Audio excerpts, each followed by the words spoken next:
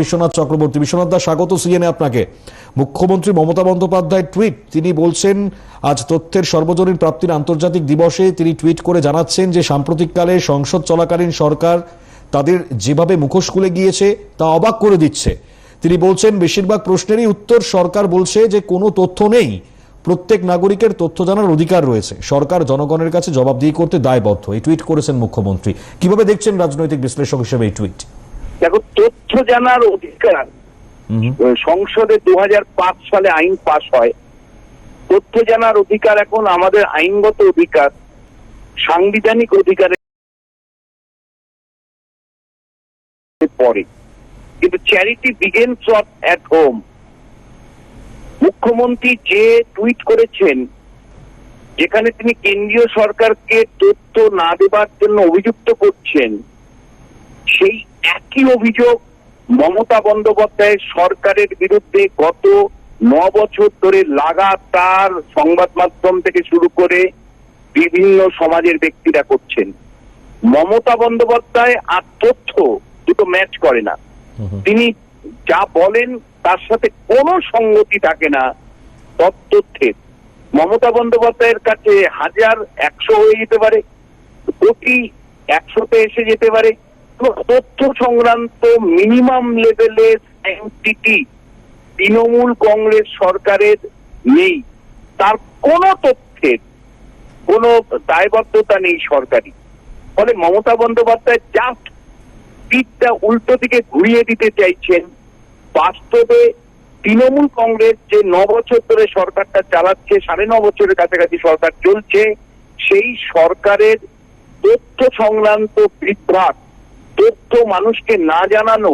শুধু আমি তোমায় বলছি, গ্রুপ ডি পরীক্ষার্থীরা আরটিআই অ্যাক্ট করেছিল 2017 সালে, তারা আরটিআই করেছিল।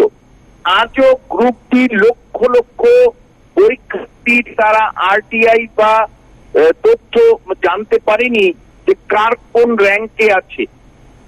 School service commission, college service commission থেকে শুরু করে ইলেকশন সংক্রান্ত কোনো বিষয়, জমি জমা সংক্রান্ত কোনো বিষয়, পুলিশ সংক্রান্ত কোনো বিষয়, বিধানসভা সংক্রান্ত কোনো বিষয় পশ্চিমবাংলা সরকার কোনো তথ্য দেয় না। পশ্চিমবাংলা সরকার তথ্য নিয়ে জালিয়াতি করে। পশ্চিমবাংলা সরকারের তথ্যের কোনো বাস্তব ভিত্তি থাকে না। সেই মুখ্যমন্ত্রী বলছেন কেন্দ্রের তথ্য নিয়ে প্রশ্ন তুলছেন। নিশ্চয়ই আমি মনে করি নরেন্দ্র মোদী সরকারেরও কিন্তু তথ্য সংক্রান্ত সমস্যা আছে। তথ্যকে আরো ট্রান্সপারেন্ট করা উচিত, স্বচ্ছ করা উচিত। কিন্তু charity begins at home. Mamata Bandyopadhyay কাকে বলছেন? যে সরকারের, তৃণমূল সরকারের বিরুদ্ধে প্রতিনিয়ত তথ্য জালিয়াতি করা, তথ্য নিয়ে বিভ্রান্তি সৃষ্টি করা, তথ্য না জানানো। আরটিআই করেও তথ্য জানতে পারছে না পরীক্ষার্থীরা, আরটিআই করে জানা যাচ্ছে না বিধানসভা সংক্রান্ত তথ্য, আরটিআই করে জানা যাচ্ছে না বিভিন্ন অঞ্চলের বিভিন্ন সরকারি কর্মচারীরা বিভিন্ন তথ্য জানতে পারছে না। এবং সাধারণ মানুষ প্রয়োজনীয় তথ্য, ধরো কোনো পঞ্চায়েত পুরসভা সংক্রান্ত তথ্য আরটিআই করে জানতে পারছে না, তাদের জানায় না। এবং তোমাকে আমি বলছি, রাজ্যের যে তথ্য কমিশন বলে একটা আছে, সেই তথ্য কমিশন কার্যত ডিফাং।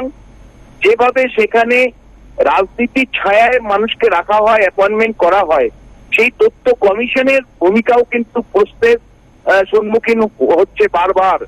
ফলে মুখ্যমন্ত্রী বিশ্ব তথ্য দিবসের কনটেক্সটে যে টুইট করেছেন, সেটা তার যে রাজ্যের যে চলছে সেই রাজ্যের ভাবনা চিন্তার ঠিক বিপরীত।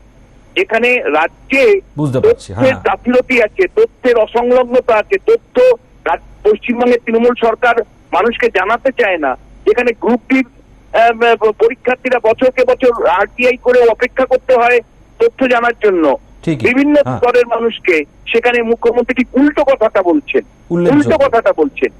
উল্লেখযোগ্য বিষয়। বিশ্বনাথ, অনেক ধন্যবাদ জানাচ্ছি আপনাকে। রাজনৈতিক বিশ্লেষক বিশ্বনাথ চক্রবর্তী ছিলেন আমাদের সঙ্গে টেলিফোন লাইনে। খুব স্পষ্টত তিনি তার প্রতিক্রিয়া ব্যক্ত করলেন। তিনি বলছেন যে রাজ্যের তথ্য কমিশন আছে, সেটা একেবারেই বিফল, কারণ সেখানে রাজনৈতিক ছত্রছায়ার জন্যই বিফলে যাচ্ছে। অর্থাৎ এই যে সামগ্রিক একটা তথ্য তিনি টুইটের মাধ্যমে উল্লেখ করেছেন, সেটা পুরোপুরি বিপরীত। সেই জায়গায় দাঁড়িয়ে এই টুইট তার পাল্টা যে রিয়াকশন তা এই মুহূর্তে কিন্তু প্রকাশ্যে আসছে এবং প্রত্যেকেই বলছেন সেই জায়গা থেকে দাঁড়িয়ে কেন্দ্রীয় সরকারের বিরুদ্ধে তথ্য না দেওয়ার অভিযোগ মুখ্যমন্ত্রী আনছেন, কিন্তু এ রাজ্যের গোটা পরিস্থিতি বিবেচনা করতে গিয়ে একেবারে পাল্টা যে টুইট এই মুহূর্তে